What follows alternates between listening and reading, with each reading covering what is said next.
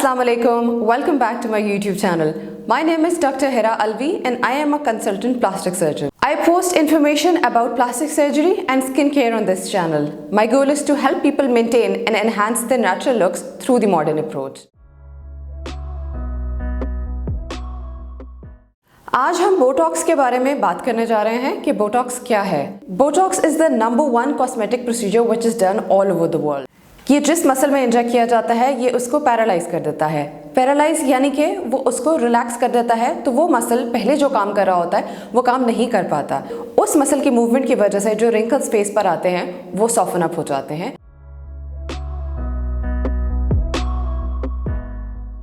जब आप बोटॉक्स कराते हैं तो उसका रिजल्ट फ़ौरन से नहीं आता। अबाउट 3 to 4 डेज़ लगते हैं उसका इफेक्ट स्टार्ट होने में, और तकरीबन 7 डेज़ में उसका पूरा इफेक्ट आ जाता है।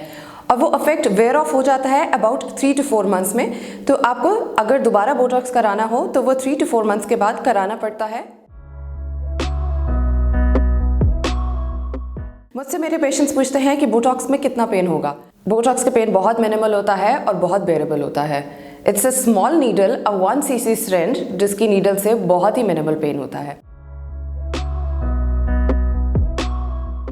बोटॉक्स के बारे में एक और मिसकंसेप्शन ये है कि अगर आपके फेस के ऊपर परमानेंट रिंकल्स हैं तो वो उनको भी ट्रीट कर सकता है। परमानेंट रिंकल्स क्या होते हैं? जब आपका फेस रेस्टिंग होता है, जबकि आप कोई फेशियल एक्सप्रेशंस नहीं दे रहे होते, उस वक्त जो लाइंस होती हैं जो आपकी स्किन पर नज़र आ रही होती हैं वो परमानेंट लाइंस होती हैं। वो स्किन चेंजेस की वजह से आ चुकी होती हैं। तो अगर हम मसल को पैरालाइज भी कर देंगे तो वो रिंकल्स नहीं ठीक हो सकते। बोटॉक्स उन रिंकल्स के लिए होता है कि जब आप मूवमेंट करें तो उसके बाद वो रिंकल्स अपीयर हों आपके फेस पर। बोटॉक्स जनरली 3 जगहों पर इस्तेमाल होता है। हमारी फोरहेड की लाइंस पर, जब हम आईब्रोज रेज करते हैं तो ये जो लाइंस बनती हैं इनको सॉफ्टन अप करने के लिए हम बोटॉक्स यूज करते हैं। उसके अलावा हमारी फ्राउन लाइंस होती हैं, इन लाइंस को सॉफ्टन अप करने के लिए भी बोटॉक्स यूज होता है। Other than that, crows feet होते हैं। व्हेन वी स्माइल तो हमारी आईज के अराउंड ये जो स्ट्रेट सी लाइंस बनती हैं इनको क्रोज फीट बोलते हैं, और इनको भी सॉफ्टन अप करने के लिए बोटॉक्स यूज हो सकता है। लेकिन अगर ये लाइंस परमानेंट हैं, जब आप आईब्रोज रेज नहीं कर रहे, फ्राउन नहीं कर रहे या स्माइल नहीं कर रहे, तो उस वक्त जो लाइंस आपकी प्रेजेंट हैं वो जनरली बोटॉक्स से ठीक नहीं हो सकती। उसके दूसरे ट्रीटमेंट्स होते हैं।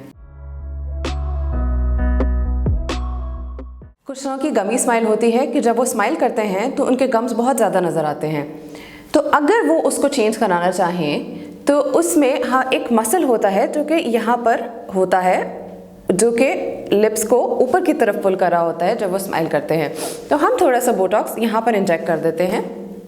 उसकी वजह से वो मसल थोड़ा सा पैरालाइज हो जाता है और गमी स्माइल इम्प्रूव हो जाती है।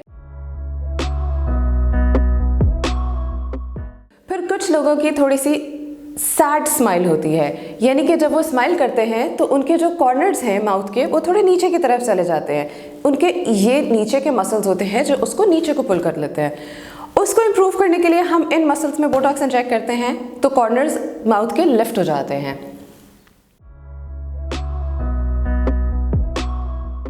उसके अलावा बोटॉक्स नेक लाइंस के लिए भी यूज़ हो सकता है। जैसे मैंने पहले बताया, जो परमानेंट लाइंस हैं उस पर बोटॉक्स काम नहीं करता है। अगर क्लेंच करने पे या यहाँ पे, अगर यहाँ पर और नेक के ऊपर कुछ लाइंस हों, बहुत डीप लाइंस या बहुत डीप रिंकल्स को ये ट्रीट नहीं करती, लेकिन अगर थोड़ी सी लाइंस है तो उसके अंदर भी बोटॉक्स इंजेक्ट करके उसकी अपीयरेंस को कम किया जा सकता है।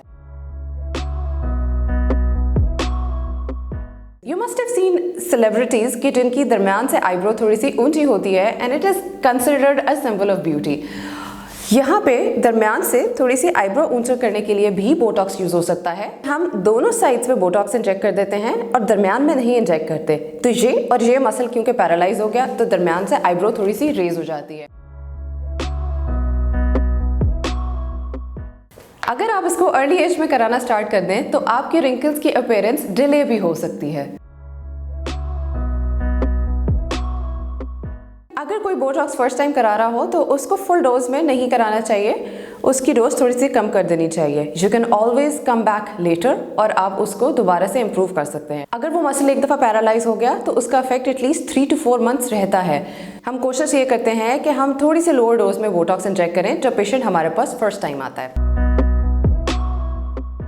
बोटॉक्स के साइड इफ़ेक्ट्स क्या होते हैं? बोटॉक्स की वजह से स्वेलिंग हो सकती है थोड़ी देर के लिए, बिकॉज आपने इंजेक्ट किया है तो फेस पे थोड़ी देर स्वेलिंग हो सकती है, मिनिमम सी ब्रूजिंग हो सकती है। अगर बोटॉक्स ठीक तरीके से इंजेक्ट हुआ हो तो एक कॉम्प्लिकेशन है जो नहीं होती है, अगर बोटॉक्स सही इंजेक्ट ना किया जाए और आईब्रो के बहुत क्लोज इंजेक्ट कर दिया जाए तो उसके अंदर आपकी आईब्रो नीचे की तरफ आ सकती है। जो मसल आपके आईब्रो को ऊपर लेके जा रहा है वो पैरालाइज हो जाएगा, तो आईब्रो नीचे आ जाती है, जिसकी वजह से दोनों आईज के अंदर फर्क आ सकता है, एक आंख छोटी और एक आंख बड़ी लग सकती है जब तक बोटॉक्स का इफेक्ट खत्म नहीं होता। इट्स नॉट परमानेंट, लेकिन अगर वो गलत इंजेक्ट हो जाए तो 3 to 4 मंथ्स के लिए वो आईब्रो नीचे रहती है और आपकी आई प्रॉपर्ली खुलती नहीं है।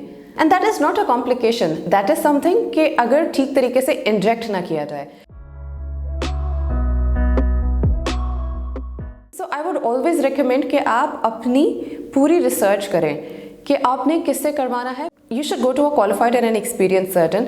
You should never go to somebody जो कि inexperienced है या जो कि qualified नहीं है, because then you could face problems. एक और चीज़ जिसको मैं ऐसा साइड इफेक्ट नहीं कहूँगी वो होती है फ्रोजन अपीयरेंस। बहुत से लोग ऐसा चाहते थे कि उनकी एक फ्रोजन अपीयरेंस आ जाए, कि फोरहेड के ऊपर बिल्कुल आईब्रोज रेज ना हो, कोई फ्राउन ना हो, पूरा का पूरा मसल पैरालाइज हो, तो समटाइम्स फेशियल एक्सप्रेशंस थोड़े से लिमिट हो जाते हैं। फॉर एग्जांपल, अगर आपके फोरहेड पे कोई मूवमेंट नहीं है and if somebody is a teacher और क्लास बहुत शोर कर रही है तो आप बहुत फ्राउन नहीं कर सकते। तो these are a few things जो कि आप कंसिडर कर सकते हैं। अगर आपको बिल्कुल पैरालिसिस नहीं चाहिए है, अगर आपको अपना मसल बिल्कुल रिलैक्स नहीं चाहिए है, तो बोटॉक्स की डोज कम भी की जा सकती है। That's it for the video. अगर आपके कोई भी क्वेश्चंस हैं, कोई भी चीज़ रिगार्डिंग बोटॉक्स आप मुझसे पूछना चाहते हैं तो प्लीज़ कमेंट सेक्शन में मुझसे ज़रूर पूछिएगा, मैं इंशाल्लाह आपको सबको रिस्पॉन्ड करूँगी। अगर आपकी कोई सजेशंस हैं या आप कोई स्पेसिफिक वीडियो देखना चाहते हैं तो मुझे बताइएगा, तो मैं आपको I will try to make a video on that. If you enjoyed this video, please give a thumbs up and share with your friends. If you want to watch more of my videos, please consider subscribing to my channel. Till the next video, take care. Allah Hafiz.